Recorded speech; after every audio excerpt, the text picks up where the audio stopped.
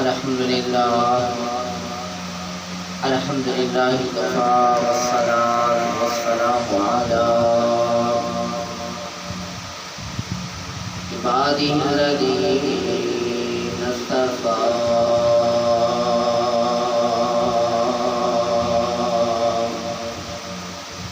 خصوصا على سيدنا ومولانا وحبيبنا وشفيعنا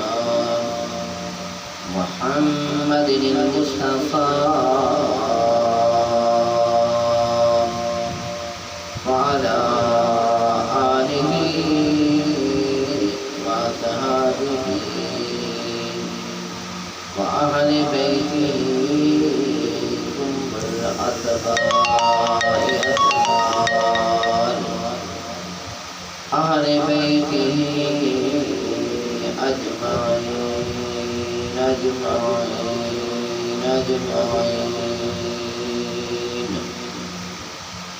أما بعد فأعوذ بالله من الشيطان الرجيم بسم الله الرحمن الرحيم إن عدة الشهور عند الله 12 شهرا في كتاب الله يوم خلق السماوات والأرض منها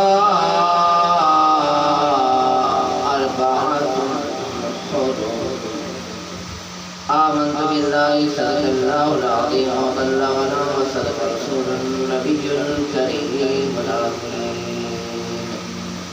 الصلاة والسلام عليك يا سيدي يا رسول الله الصلاة والسلام عليك يا يا حبيب الله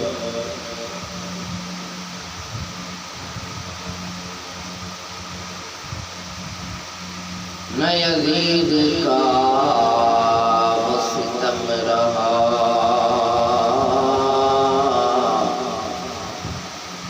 نہ رہی یاد کی جفا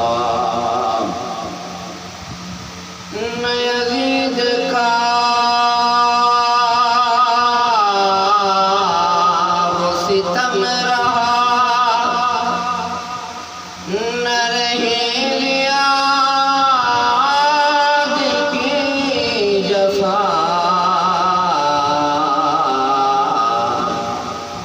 رہا تو ایک نام حسین زندہ رہا۔ احباب دیوبند، میں نے آپ اللہ کے سامنے اللہ تبارک و تعالیٰ کی ہدایت ہے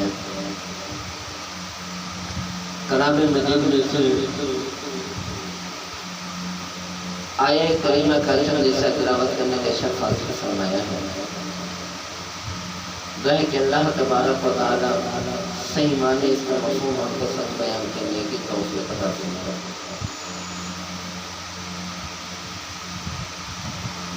خالق عالم نے رب العالمین نے پروردگار عالم نے خالق کائنات نے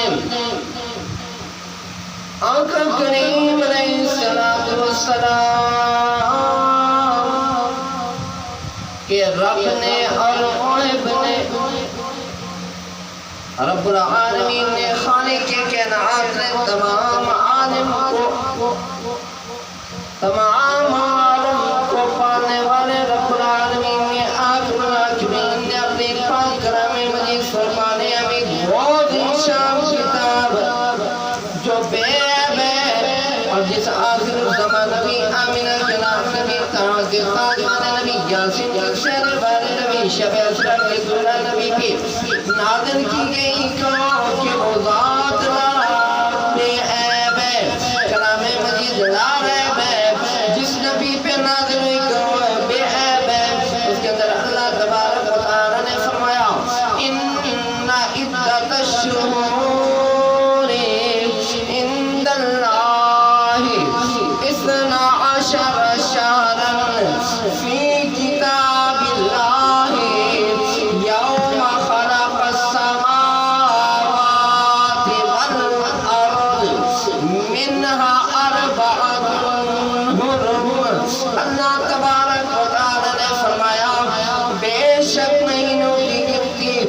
اللہ کے نزدیک 12 مہینے، اللہ کی کتاب میں یہ بات موجود ہے۔ جب سے اس نے آسمان اور زمین کو بنایا ان میں سے 4 مہینے حرمت والے ہیں، اور یہی سارا دین ہے، اور یہی سیدھا دین ہے، اور یہی سلامتی والا دین ہے۔ اب دیکھنا یہ ہے کہ یہ آیہ کریمہ اللہ تبارک و تعالی کی جو ہم نے تلاوت فرمائی ہے، نازل ہونے کی وجہ کیا تھی؟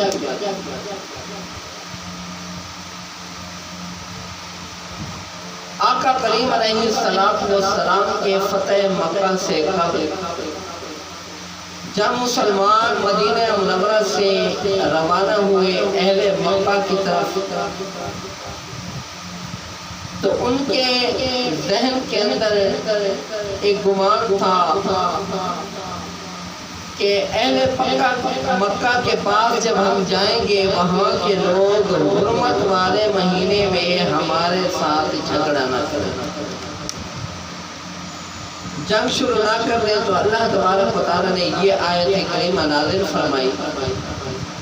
اور یہ حرمت والے مہینے کی قدر آج نہیں بلکہ کفار عرب بھی ان مہینوں کی بڑی قدر کرتے تھے اور ان کی عظمت کے قائل تھے،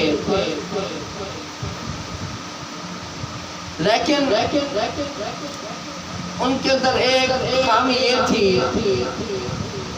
کہ کسی کے ساتھ ان کی مخالفت ہوتی، جھگڑا جنگ شروع ہو جاتی تو وہ مہینے کو رد و بدل کر دیتے تھے، یا اس مہینے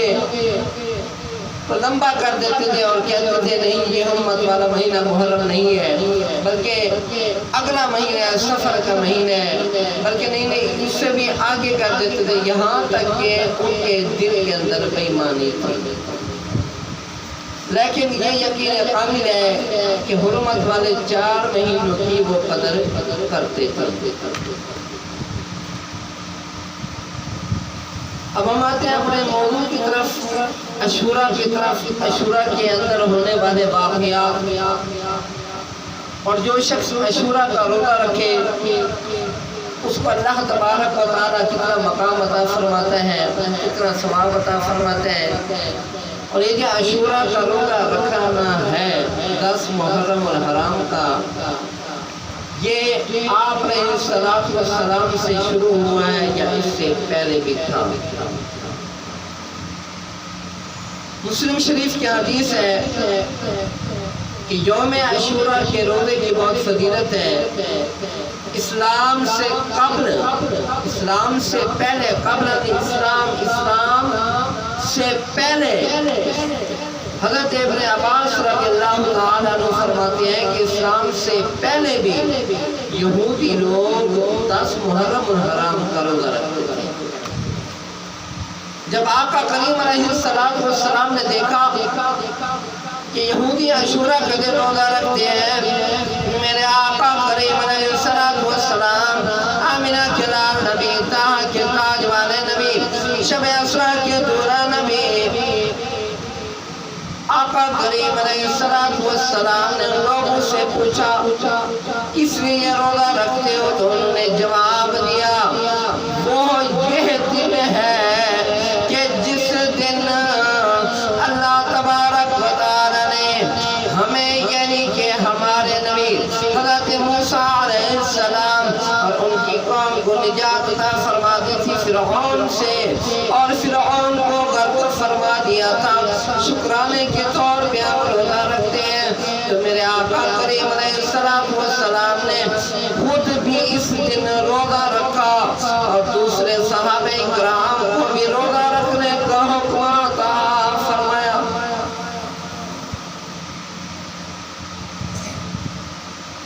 اور یوم عاشوراء کا روزہ رکھنا میرے آقا کریم علیہ السلام کے معمولات زندگی میں سے تھا کہ میرے آقا کریم علیہ السلام جہاں باقی عبادات کرتے تھے، میرے آقا کریم علیہ السلام عاشوراء کا روزہ بھی رکھتے تھے، اور اس کا بڑا اجر و ثواب ہے۔ بلکہ ایک اور روایت کے اندر آتا ہے میرے آقا کریم علیہ السلام نے لجپال نبی نے 10 محرم کے ساتھ ساتھ آپ نے 9 محرم الحرام کا بھی روزے رکھنے کا حکم عطا فرمایا۔ اب آتے ہیں واقعات کی طرف۔ یہی عاشوراء کا دن تھا جب اللہ تبارک و تعالی نے حضرت آدم علیہ السلام کی توبہ قبول فرمائی۔ ہوا کچھ اس طرح تھا کہ اللہ تبارک و تعالی نے خالق رب العالمین نے پروردگار عالم نے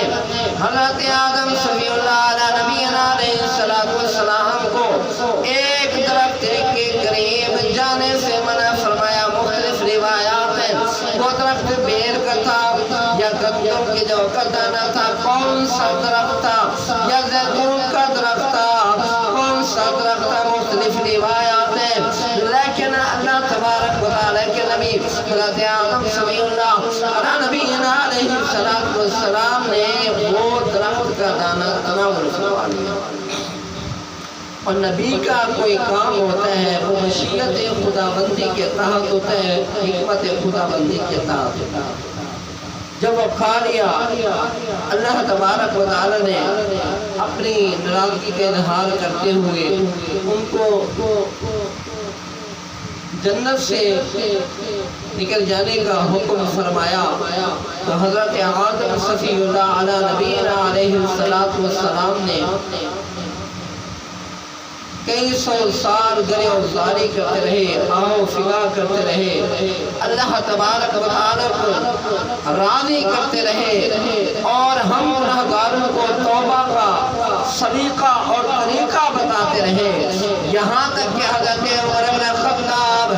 رضی اللہ تعالی عنہ صحابی رسول ہیں، آپ فرماتے ہیں کہ اگر حضرت آدم صفی اللہ علیہ نبینا علیہ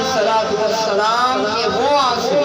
جو رب کی رضا کے اندر رب کو راضی کرنے کی خاطر نکلے گئے ہیں، اگر وہ قطرے آنسو کے اگر ہم اٹھا کے کسی پہاڑ پہ یا پتھر پہ رکھ دیتے تو ریزہ ریزہ ہو جاتا۔ اس کے علاوہ اللہ تعالیٰ نے حضرت نوح علیہ السلام کی کشتی کو فتح عطا فرمائے، اور حضرت موسیٰ علیہ السلام کی قوم کو نجات عطا فرمایا، فرعون کو غرق فرمایا، اور اسی طرح اللہ تبارک و تعالیٰ نے حضرت موسیٰ علیہ السلام کو جادوگروں پر غلبت عطا فرمائے، اور سب سے اس دن کو افضل جو مقام ملا ہے وہ عظمت ملی ہے۔ میرا یقین کامل ہے کہ 10 ذی الحج کو اگر عظمت ملی ہے، مقام ملا ہے، مرتبہ ملا ہے، شان ملی ہے، باقی دنوں سے مقام ملا ہے، تو وہ تھا حضرت ابراہیم خلیل اللہ کے دمبے کی قربانی کی وجہ سے۔ اور اگر 10 محرم الحرام کو مقام ملا ہے، عظمت ملی ہے، شان ملی ہے، تو آل نبی کے کنبے کی قربانی کی وجہ سے۔ گاہے کہ اللہ تبارک و تعالی ہمیں اس دن کو صحیح معنی عبادت کے ساتھ، ریاضت کے ساتھ، نیاز کے ساتھ، صدقات و خیرات کے ساتھ منانے کی توفیق عطا فرمائے۔ اور ایک بات اور نوٹ فرما دے، کیونکہ 14 اگست جشن آزادی کا دن وہ بھی ان محرم کے ایام میں آ رہا ہے، تو آپ تمام بھائیوں کو چاہیے کہ اس کو سادگی کے ساتھ منائیں گے، سادگی کے ساتھ منائیں گے، سادگی کے ساتھ منائیں گے، کیونکہ اگر ہمیں کوئی بھی دن ملا ہے وہ آقا کریم علیہ السلام کے صدقے ملا ہے، یا آپ کے اصحاب کے صدقے ملا ہے، یا آپ کی آل کے صدقے میں ملا ہے۔ اگر حسنین کریمین اپنے کنبے کی قربانی نہ دیتے تو شاید یہ دین اور یہ مسجدیں اور یہ مدارس کا پتہ نہیں کیا حال ہوتا۔ اللہ تبارک و تعالیٰ کی بارگاہ میں دعا ہے کہ اللہ تبارک و تعالیٰ ہماری حاضری کو قبول و منظور فرمائے، اور حسنین کریمین کے صدقے ہمارے وہ دوست احباب جو ہم سے پہلے بچھڑ گئے ہیں ان کی مغفرت فرمائے۔ آمین ثم آمین، وآخر دعوانا ان الحمد للہ رب العالمین۔